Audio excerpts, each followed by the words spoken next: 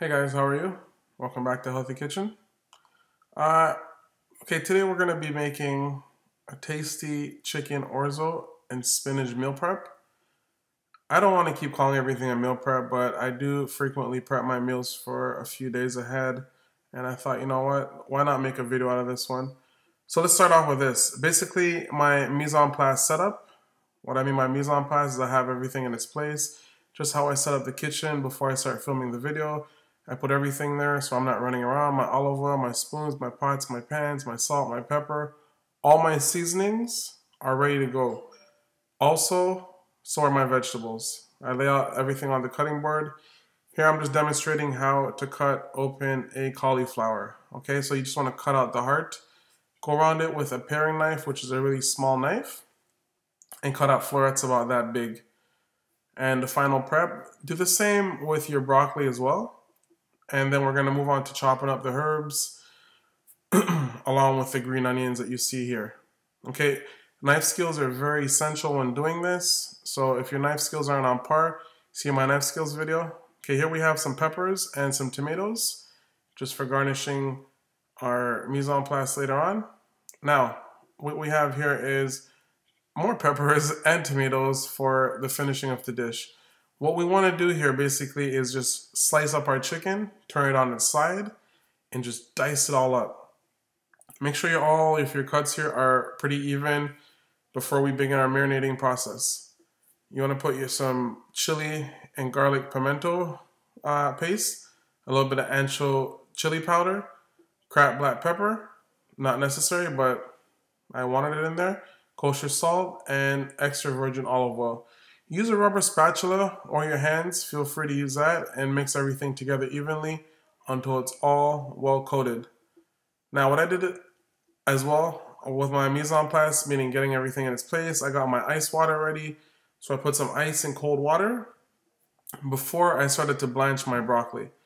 Now when I was blanching my broccoli here, I basically turned on my pan, got my water hot, nice and boiling, put a little bit of olive oil in there, a little bit of salt and pepper. Not too much, and I'll explain to you why later on. You want to just take out your broccoli here, put it in the ice water just to stop it from cooking. Only need about 30 seconds in that water just to bring up the broccoli to temp and preserve the color. Okay? Now, what I did there was added some turmeric to my water just to give the cauliflower some color so it's not boring and just white. Just, you eat with your eyes, right? I put that off to the side as well and shocked it with the ice bath. In my pan here, I had my olive oil, added in my chicken, began to brown off everything. The smell was just amazing, okay? What you want to do here is be very careful you're not burning your chicken, and you want to make sure you're not undercooking it to the point where it's raw before you add in your onions and your garlic and your thyme. Now, that mise en place that we had earlier on, I added that in. This one is just going to cook right into the dish to give it additional flavor. And what you see here is basically that flavor building as I speak. You want to make sure you deglaze that with a little bit of water or whatever liquid you have on hand, chicken stock, veg stock, and before you add in your chili and garlic paste and a little bit of tomato paste. Just saute that all around. Building flavors again, caramelizing. Make sure you have a wooden spoon here and you're scraping the bottom of your pan, not a metal spoon. And you want to get it to about that point before you add in the orzo, okay? Because what you want to do with the orzo here is just lightly toast it to give it a nice nutty flavor. And guys, if you've never worked with orzo, it is not rice. It is basically a semolina flour pasta.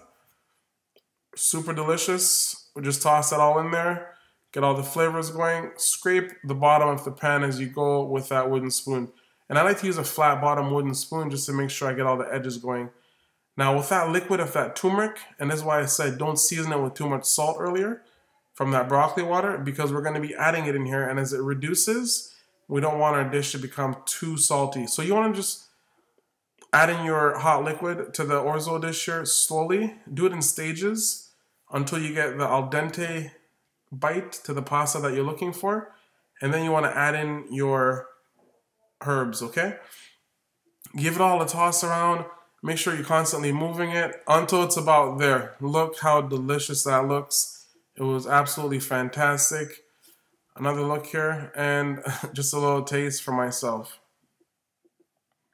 And that larger mise en place of tomatoes and peppers that I diced up, I added that just at the very end, just to give it some body, and I turned the heat off. I did not cook them all the way through.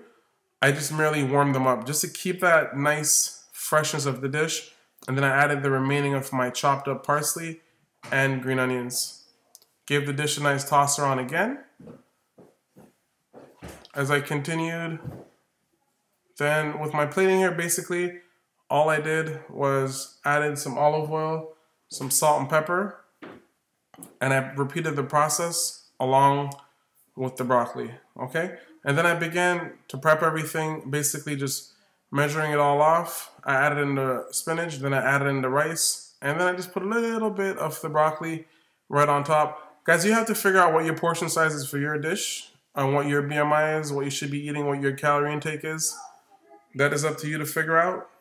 I'm not a nutritionist, I just love cooking, and I give you these videos as basic ideas. It's something that you should do, possibly try as a meal prep, because I believe in these recipes, and they are super delicious. Guys, thanks for tuning in. Healthy Kitchen, please leave a request. Don't forget to sub. And as always, ciao, ciao, and ciao some more.